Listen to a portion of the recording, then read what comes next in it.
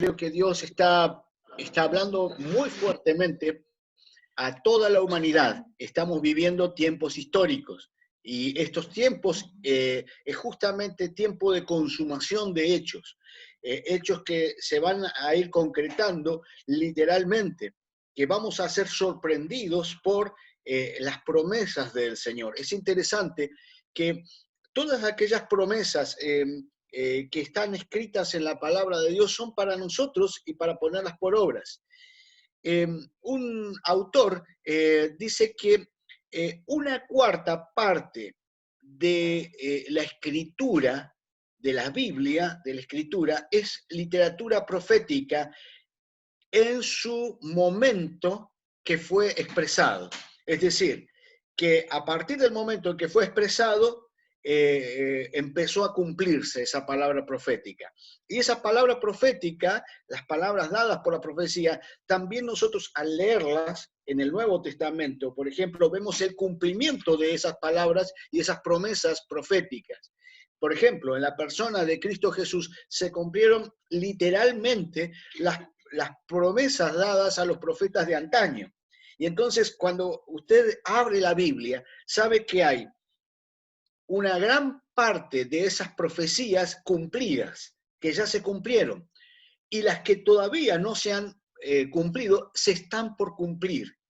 Y en este tiempo, nosotros que estamos viendo y siendo testigos del desenlace del proyecto de Dios para la humanidad, entonces no nos debe sorprender, sino al contrario, tenemos que estar preparados y atentos para comprender las verdades de Dios. Por eso es tan importante entender los pactos del Señor, entender los tiempos de Dios y también poner nuestra confianza en la obra del Señor, porque Él tiene control de todas las cosas, aún nuestro trabajo, nuestra salud, nuestra vivienda, nuestro cuerpo físico, nuestra vida espiritual, tiene que estar en armonía con el plan de Dios, porque Él está en control de todas las cosas. Amén, hermanos. Quisiera invitarte en esta hora a abrir tu Biblia en Apocalipsis, capítulo 11 de la palabra de Dios, versículo 15 de la Escritura. Apocalipsis 11:15.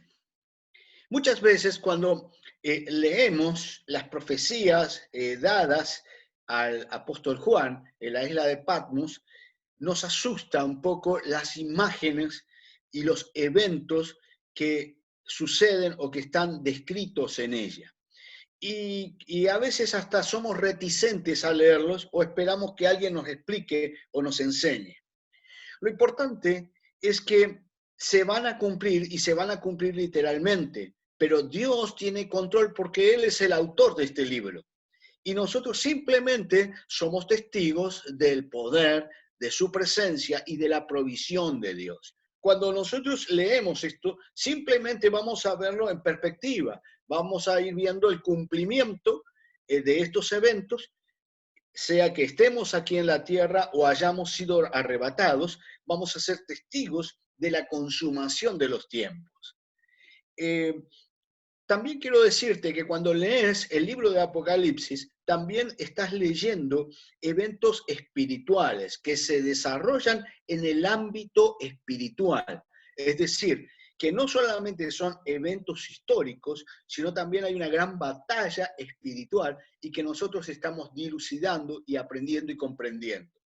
Dice la palabra de Dios en Apocalipsis 11, versículo 12, lo siguiente. El séptimo ángel tocó la trompeta y hubo grandes voces en el cielo que decían, el reino del mundo, los reinos del mundo han venido a ser de nuestro Señor y de su Cristo, y Él reinará por los siglos de los siglos. Y los 24 ancianos que estaban sentados delante de Dios en sus tronos, se postraron sobre sus rostros y adoraron a Dios, diciendo, te damos gracias, Señor, Dios Todopoderoso, el que eras, el que eras y el que ha de venir. El que ha de venir, el que ha tomado con su poder y ha reinado. Qué bueno es poder contemplar la gloria del Señor, la soberanía de nuestro Dios y saber que Él es el que tiene la última palabra sobre la historia de la humanidad. Desde el libro de Génesis sabemos que el hombre, al haber caído desde Adán, a partir de Adán, todos nosotros somos afectados por el pecado de Adán. Y a partir de Adán reinó el pecado en el mundo y también reinó la muerte.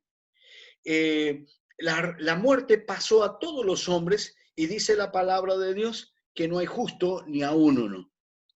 Nosotros hemos sido afectados y aún el mundo, el entorno que nos rodea, está todo contaminado por el estigma, por la marca del pecado de la humanidad.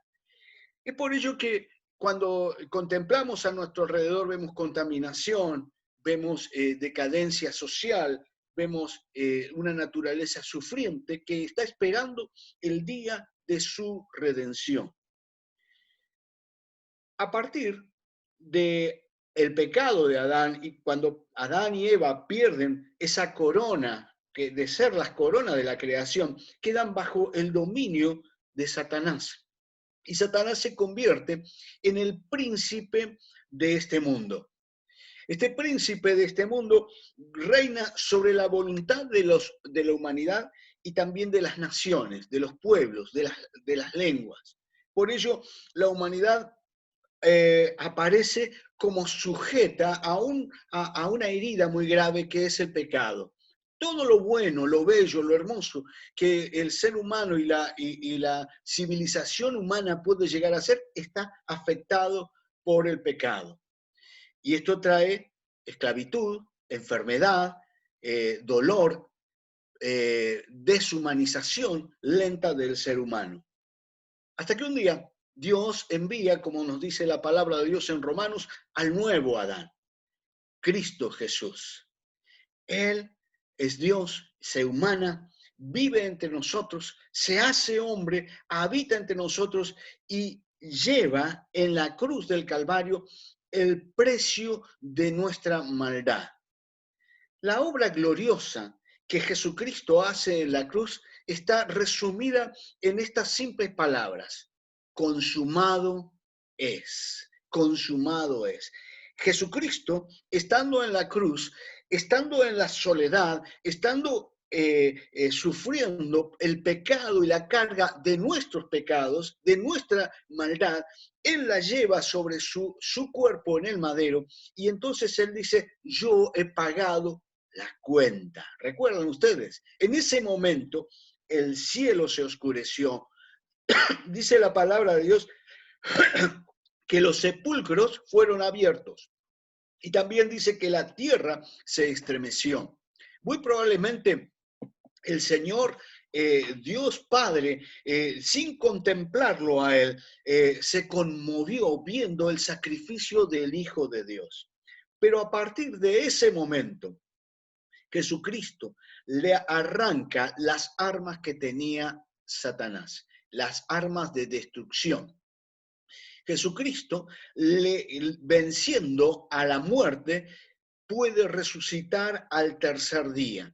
Jesucristo, venciendo a la muerte, se levanta en victoria y entonces da autoridad a sus discípulos y con posterioridad a su iglesia para ser testigos de la obra de la cruz. Esa obra de la cruz es justamente la obra de redención. Es la autoridad legal que Jesucristo tiene sobre Satanás. Dice la palabra de Dios en Colosenses que Él clavó el acta de decretos que había contra nosotros, que nos era contraria, las clavó en la cruz, triunfando sobre ellos, sobre los principados y las potestades en la cruz. Amén. Por eso es que también se levanta en victoria. La muerte no puede retenerlo y entonces Él es ascendido en gloria. Yo quisiera invitarte en esta hora a abrir tu Biblia en el Evangelio según San Lucas, capítulo 20, versículo 43 de la palabra de Dios. En estas circunstancias, Jesucristo les está hablando acerca de lo que es la victoria y la vida nueva. Habían venido los saduceos a preguntarle a Jesucristo acerca de la resurrección. Los saduceos eran una secta religiosa que no creían en los valores eternos. Y entonces dice la palabra de Dios en Lucas 20, 43. Bueno, quiero que vamos a leer desde el versículo 36. Dice, porque no pueden ya más morir, pues son iguales a los ángeles y son hijos de Dios, al ser hijos de Dios de la resurrección. Pero en cuanto a que los muertos han de resucitar, aún Moisés lo enseñó en el pasaje de la zarza, cuando llama al Señor Dios de Abraham, Dios de Isaac y Dios de Jacob. Porque Dios no es Dios de muertos, sino de vivos. Pues para él todos viven. Resucitándole algunos de los respondiéndole algunos de los escribas dijeron, Maestro, bien has dicho, y no osaron preguntarle más. Entonces él les dijo, ¿cómo dicen que el Cristo es el hijo de David? Pues el mismo David dice en el libro de los Salmos, dijo el Señor a mi Señor, siéntate a mi diestra hasta que ponga a todos tus enemigos por estrado de tus pies. David, pues, le llama Señor. ¿Cómo entonces es su hijo? Jesucristo les cita el Salmo 110, versículo 1. Refiriéndose precisamente a una expresión profética que David está diciendo en un tiempo de alabanza, diciéndole, le dijo el Señor a mi Señor, siéntate a mi diestra hasta que todos tus enemigos sean estrado de tus pies. Jesucristo está abriendo una ventana profética, les está mostrando la consumación de los tiempos. En aquella consumación de los tiempos no va a haber problemas matrimoniales, ¿bien? En aquella consumación de los tiempos no va a haber más muerte. En aquella consumación de los tiempos, la eternidad es manifiesta y los tiempos están bajo el dominio de nuestro Señor. En Hechos, capítulo 2,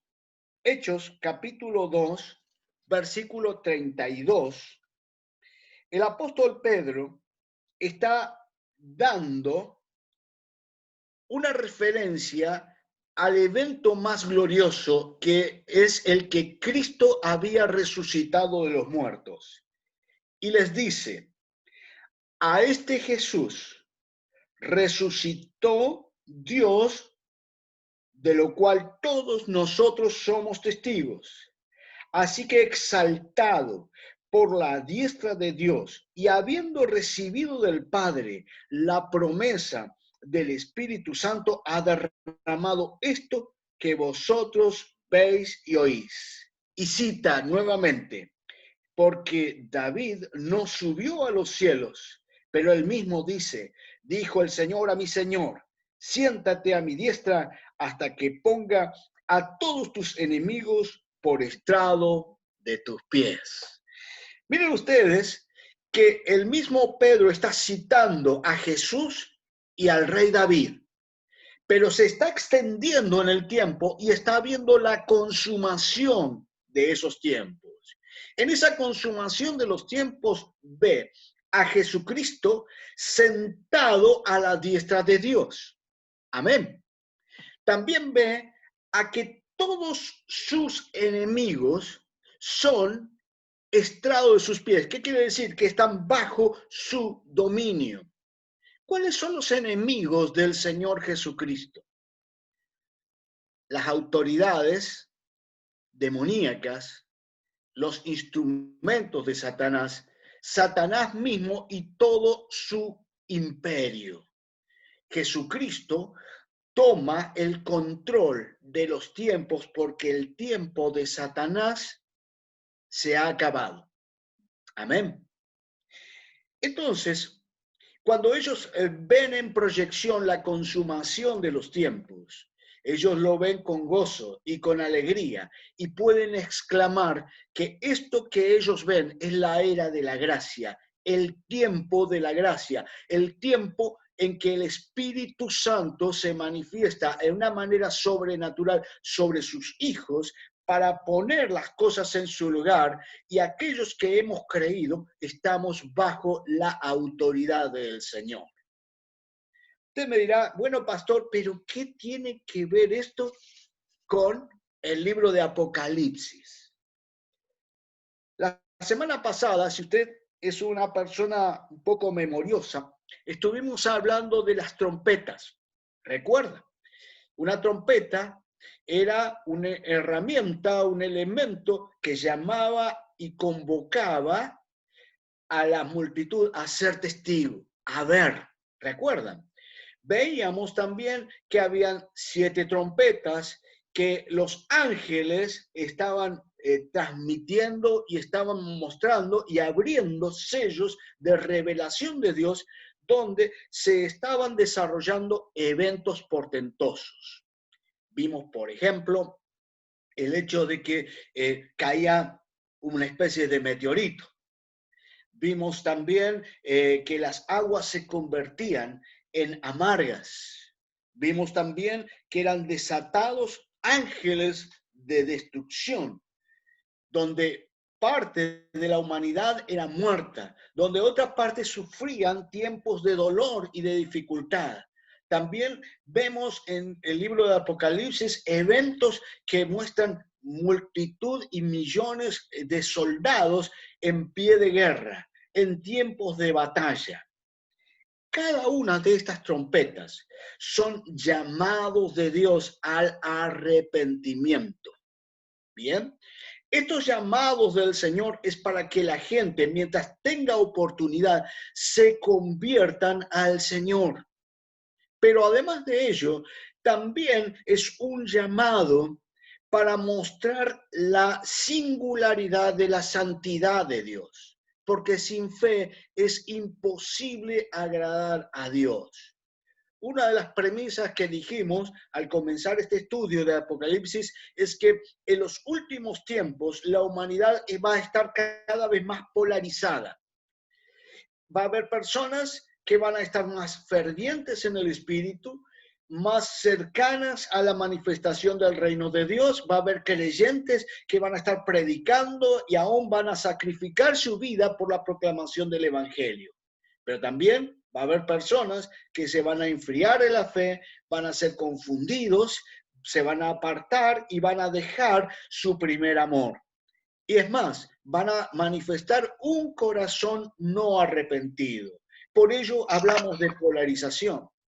Ahora, miren ustedes lo que dice la palabra de Dios en el capítulo número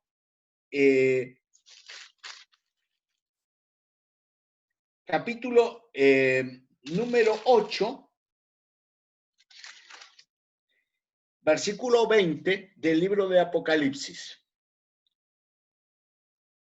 Dice la palabra de Dios: y los hombres que no fueron muertos con estas plagas, ni aun así se arrepintieron de las obras de sus manos, ni dejaron de adorar a los demonios y a las imágenes de oro, de plata, de bronce, de piedra y de madera, los cuales no pueden ver, ni oír, ni andar. Y no se arrepintieron de sus caminos, de sus homicidios, ni de sus hechicerías, ni de su fornicación, ni de sus hurtos. Observen ustedes que esta clase de civilización, viendo los eventos que anticipaban el juicio divino, en vez de arrepentirse, se endurecieron más. Cuando uno lee el libro de Apocalipsis y lee el libro de Éxodo, cuando las plagas están llamando y haciendo invitación a que Faraón y sus ejércitos se arrepientan, Faraón endurece su corazón, ¿recuerdan? Y finalmente Jehová Dios le dice el relato, dice, y Jehová endureció el corazón de Faraón. Observen ustedes cuál fue la actitud de estas personas. Entendamos que arrepentirse es un cambio de actitud, es volverse a Dios. Ellos recibieron castigos, recibieron juicios de Dios, recibieron llamados de Dios, recibieron palabras del Señor, pero dice la palabra de Dios que no dejaron de adorar a los demonios. Esta mañana en la escuela bíblica hablábamos del rey Josías. Y hay algo que sorprende. Aquel tataranieto o descendiente de Salomón, Josías, pudo ver cómo el pueblo se rebeló y se desvió de la verdad. La palabra Josías o el término Josías es Jehová restaura, Jehová endereza. Y cómo este rey, que era un niño de 12 años, esto lo vas a encontrar en Segunda de Reyes, capítulo 12, cómo este niño se sorprende porque la casa del Señor había sido abandonada y luego se habían metido dentro de la casa del Señor toda clase de ídolos y de costumbres paganas que habían corrompido el culto. Y él manda a ordenar el templo y al ordenar el templo hacen un redescubrimiento del libro de la ley. Y al redescubrirlo, él se da cuenta y rasga su corazón y sus vestidos diciendo, Señor, hemos pecado. Él se arrepiente, aunque él era inocente. Se arrepiente por el pueblo y encarna una reforma, un cambio, una manifestación de arrepentimiento quitando la idolatría. La humanidad, el hombre sin Dios es idólatra. El hombre sin Dios va a buscar de poner a Dios, a poner cualquier otro Dios humano que no sea Dios. Va a negar la presencia del Señor. ¿Por qué? Porque están adorando demonios. Esto dice la palabra de Dios. La Escritura nos habla de que va a haber doctrinas de demonios. En segundo lugar, dice que adoran imágenes de oro, de plata, de bronce y de piedra, de madera, las cuales no pueden ver ni oír. Y el Antiguo Testamento nos revela que quienes adoran a esos elementos fatuos inútiles también se vuelven inútiles como ellos. Es una humanidad que vive en idolatría por el dinero, por los recursos, por el materialismo. Esta actitud anti Dios de darle la espalda a Dios lleva al hombre a un camino de disolución, una vanidad. En la palabra ídolo, el término es humo caliente. Es decir, vive adorando y buscando una solución lejos de Dios. En tercer lugar, dice, no se arrepintieron de sus homicidios. Ustedes recuerdan, desde Caín, el hombre se ha vuelto homicida. Jesucristo dijo que cualquiera que llame fatuo a su hermano ya lo ha matado en su corazón. El hombre sin Dios se vuelve homicida. Y vivimos en una humanidad cada día más cargada de muerte. Además de ello, dice, no se volvieron de sus hechicerías. Y la hechicería es precisamente el tomar y echar mano de recursos demoníacos espirituales para afectar a otras personas. Mi amado, mi amada, hasta el día del juicio va a haber hechicería sobre la tierra. Y por lo tanto, nosotros tenemos que darnos cuenta y llamar la atención, como Pablo le dijo, que se arrepienta de su hechicería a aquel mago. También el Señor está diciendo a la humanidad, volvete a Dios. Y en último lugar, dice, no se volvieron de sus fornicaciones ni de sus hurtos. La fornicación es una manera de idolatría también. Es el pecado sexual.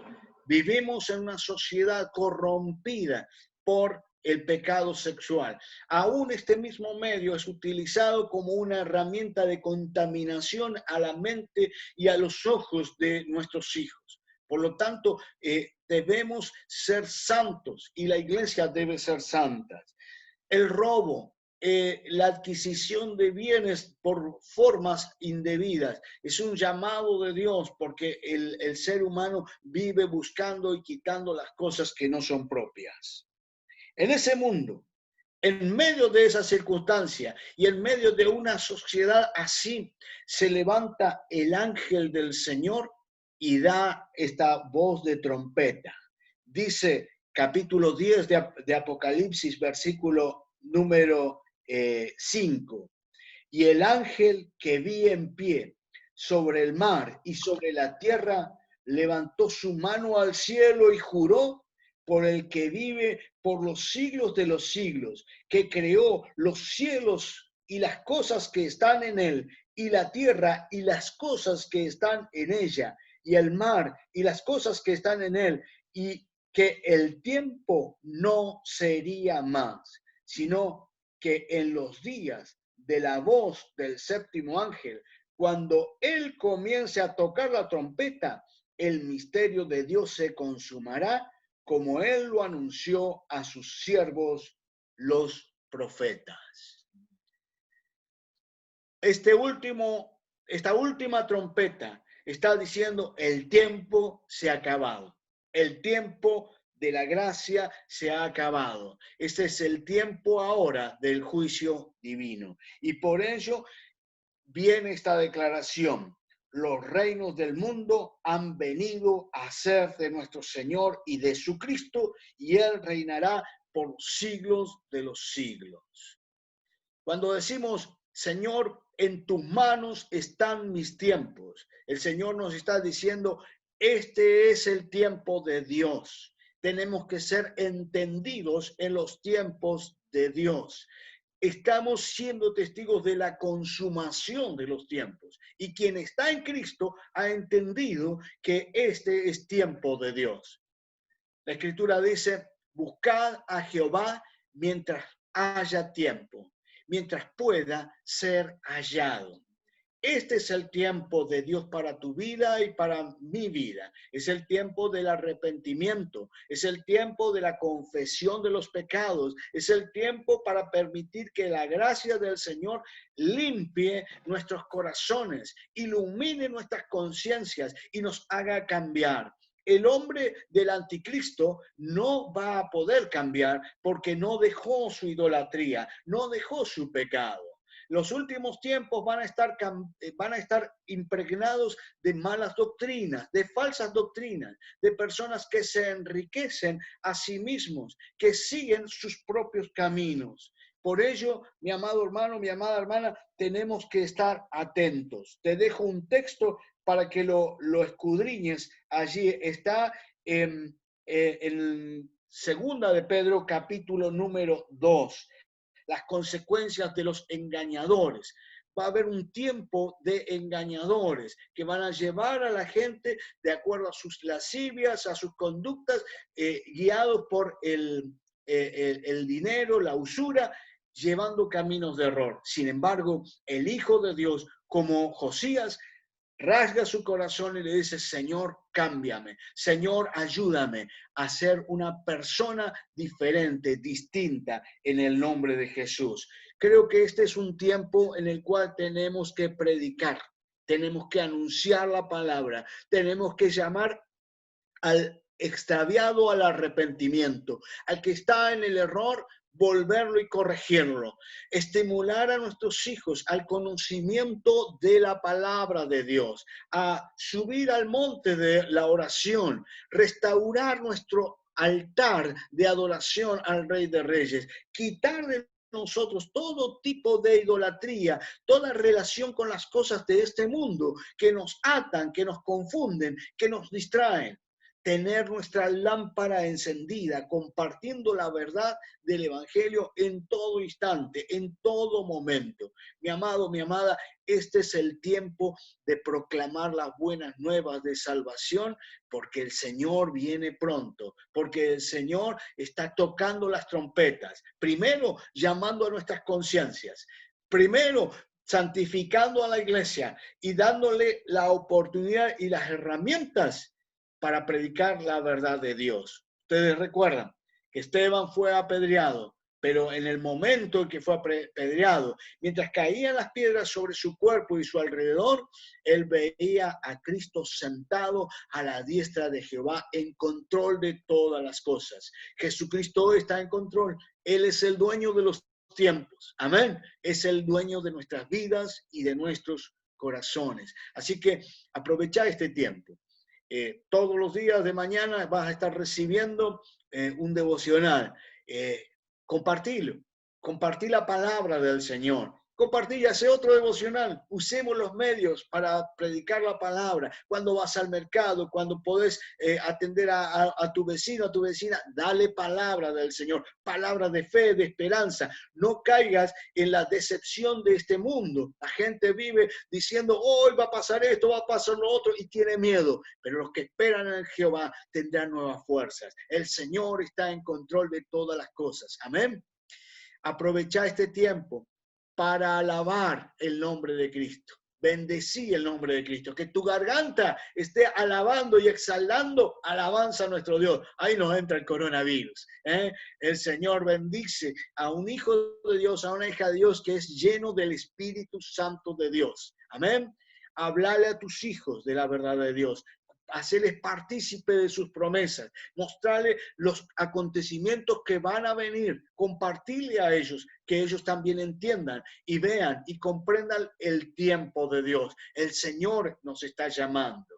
Y mi amado hermano, mi amada hermana, qué hermoso va a ser cuando podamos reunirnos, sea aquí o allá arriba, pero reunirnos nuevamente para vivir la comunión, el testimonio y el poder de nuestro Señor. Te invitamos el día martes, tenemos este tiempo de oración a las 19 horas. Te invitamos también los días jueves al estudio de la palabra del Señor Jesucristo. Vamos esta semana a comenzar con WhatsApp, grupos hogareños de a cuatro por los barrios en el nombre de Jesús. Y también el día viernes, no hay reunión de matrimonios, ¿no? ¿O sí? Sí, toca reunión de matrimonios este viernes. Amén. ¿Sí, Mari? Sí, hay reunión de matrimonios, en el nombre de Jesús. Y sábado, reunión también de jóvenes en el nombre de Jesucristo. Oramos al Señor. Oramos, pedimos la bendición de Dios en el nombre de Jesús. Padre, qué bueno es que tú nos mandaste a un libertador mucho más grande que Moisés. Él es el Rey de Reyes y Señor de Señores. Él abrió la puerta de la eternidad para que nosotros podamos gozar de una comunión y una vida íntima con Dios. Y pasarán los cielos y la tierra, pero tu palabra no pasará. Gracias, Señor, porque aunque se estremezca esta tierra, aunque haya dolor y angustia, nuestra esperanza está en la victoria de Cristo Jesús. Su sangre nos limpió, nos redimió y nos hizo libres para conquistar en esta tierra la salvación de muchas almas. Señor, en este día te pedimos perdón por nuestros pecados, por nuestras transgresiones. Ayúdanos a corregir y a vivir en santidad para ti. Señor, santifícanos más y más, nuestros labios, nuestras manos, nuestra manera de actuar y andar. Santifica también nuestros cuerpos mortales y haz los templos de tu Espíritu Santo. Haz, Señor, de cada hogar, de cada matrimonio, un templo de amor, una casa de oración, un lugar de testimonio del poder de Cristo Jesús, un arca donde las promesas del Señor se manifiestan. Señor, bendice, Padre Celestial, y cubre cada hogar y cada familia aquí representada. Cubre, Señor, a nuestros mayores como también a nuestros niños. Cubre a aquel que no tiene conexión, como aquel que